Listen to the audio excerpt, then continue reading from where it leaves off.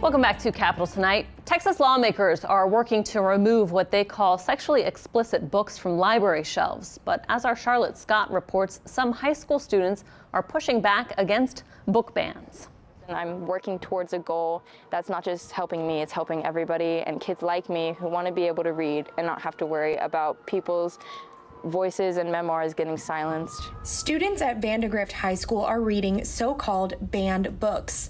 Books removed from Leander ISD classrooms and libraries last year after a curriculum advisory committee reviewed them. So far we've read 7 of the 11 that are being questioned. Book club members recently read The Nowhere Girls.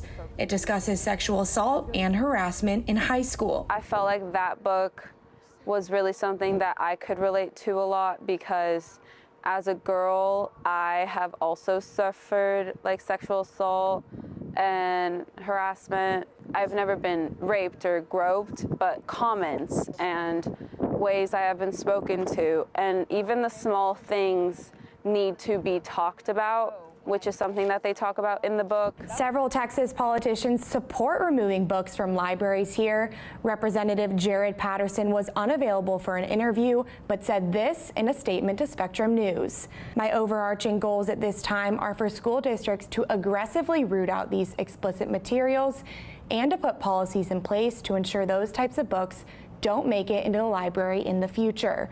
But members of the Vandergrift Banned Book Club see reading as a way to learn about these issues. From their point of view, I think it would be better if kids like us learned about these kinds of topics through books as opposed to trying to gather the research on our own and being misinformed and end up becoming super ignorant to these kinds of things. While the group is taking a break from club meetings this summer, they are teaching other young adults what they've learned. We are working with Austin Public Library with a few summer camps on helping other students start their own banned book clubs and fight against book bans. In Austin, Charlotte Scott, Capitol Tonight. Charlotte, thank you. And joining us now to discuss this further is Kerol Harrod. He's an instructor of library and information studies at Texas Women's University in North Texas.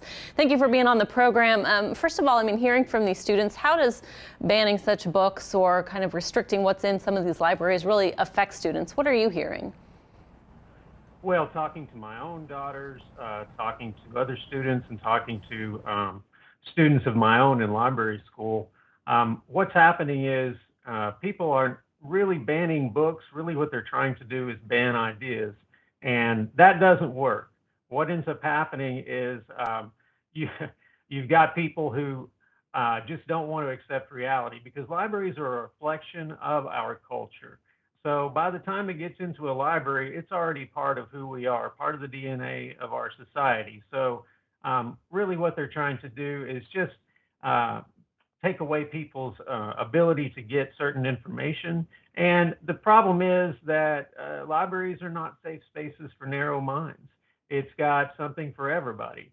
And a good library has something to offend everybody. It's got ideas that you agree with and that I agree with, and then ones that we don't, side by side. And libraries are places where they're run by professionals. Librarians have master's degrees, they have professional organizations, and they have certain standards and protocols that they use to collect books and weed books, and it should not be subject to the vagaries of school boards and prevailing political winds. Yeah, Kerol, what's your response to those who say that this isn't censorship, it's just really trying to make sure kids don't have access to inappropriate materials? Well, here's what I would say to anybody who seeks to ban books. Anytime that this becomes the norm, at some point, you're next. So today it's the ideas that you don't agree with, and it's the things that you don't want people to read. But when this becomes the norm, when intellectual freedom becomes something that's challenged regularly, then at some point your ideas and the materials that you want are also going to be challenged. How is this affecting librarians, the staff, and kind of what you guys are seeing? Well, librarians and library staff, they're people with families and jobs and kids and mortgages. So really, this is just a form of political victimization. And I guess some people think that libraries are soft targets and that they're going to crumble easily. But I would say any library, you need to have policies in place to deal with challenges, committees that will review this kind of thing, so that it's not just left up to administrators and superintendents. It's got to be decided by librarians and library professionals. Lastly, really quickly, I mean, I don't know if you're having to deal with this at all, but just what is the process for getting a book removed from a library? Well, if done right, what you'll have is a standing committee to reconsider the books.